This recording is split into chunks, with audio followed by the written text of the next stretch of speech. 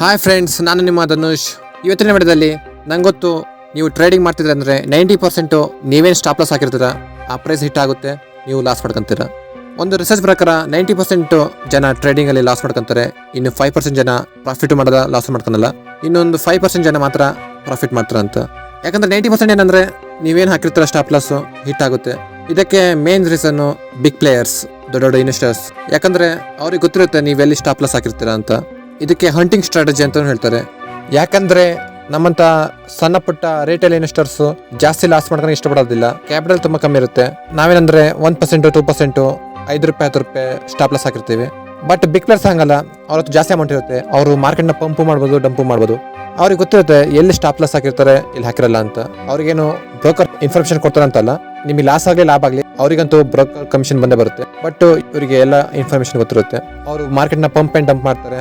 ಅಕಸ್ಮಾತ್ ಡಂಪ್ ಮಾಡಿದಾಗ ನೀವು ಸ್ಟಾಪ್ ಲಾಸ್ ಹಾಕಿದ್ರೆ ಅಲ್ಲಿ ಹಿಟ್ ಆಗುತ್ತೆ. ಅದು ಒಂದು ಡಾರ್ಕ್ ಸೀಕ್ರೆಟ್.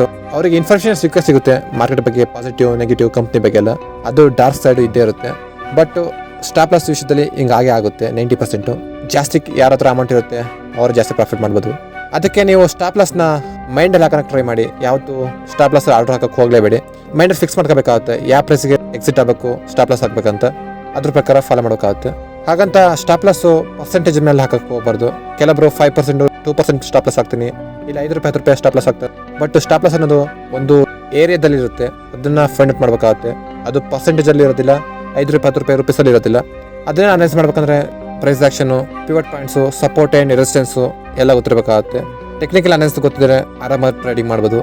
ಜಾಸ್ತಿ ಟ್ರೇಡಿಂಗ್ ಮಾಡಕ್ಕೆ ಹೋಗ್ಬಾರ್ದು. ಡೈಲಿ ಪ್ರಾಫಿಟ್ ಲಾಸ 2 ಟೈಮ್ಸ್ಗಿಂತ ಜಾಸ್ತಿ ಟ್ರೇಡಿಂಗ್ ಮಾಡಕ್ಕೆ ಹೋಗ್ಬಾರ್ದು. ಸೊ ಈ ವಿಡಿಯೋನ ನಿಮ್ಮ ಫ್ರೆಂಡ್ಸ್ ಫ್ಯಾಮಿಲಿ ಸ್ವಲ್ಪ ಶೇರ್ ಮಾಡಿ. ಯಾಕಂದ್ರೆ ಅವ್ರಿಗೆ ಗೊತ್ತಿರಲ್ಲ ಯಾಕೆ ಸ್ಟಾಪ್ ಲಾಸ್ ಹಿಟ್ ಆಗುತ್ತೆ 90% ಅಂತ. ಇದಕ್ಕೆ ಮೇನ್ ರೀಸನ್ ಹೇಳ್ದಂಗೆ ಬಿಗ್ ಪ್ಲೇಯರ್ಸ್, ಹಂಟಿಂಗ್ ಸ್ಟ್ರಾಟಜಿ.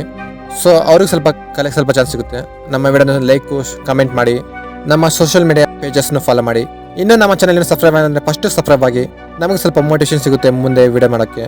ಹಾಗೆ ಪಕ್ಕದಲ್ಲಿರೋ ನೋಟಿಫಿಕೇಶನ್ ಬೆಲ್ನ ಕ್ಲಿಕ್ ಮಾಡಿ. ಇದರಿಂದ ಮುಂದೆ ಯಾವುದೇ ವಿಡಿಯೋ ಅಪ್ಲೋಡ್ ಮಾಡಿದ್ರು ನಿಮಗೆ ನೋಟಿಫಿಕೇಶನ್ ಬರುತ್ತೆ. And thank you for watching. Have a nice day. Bye bye.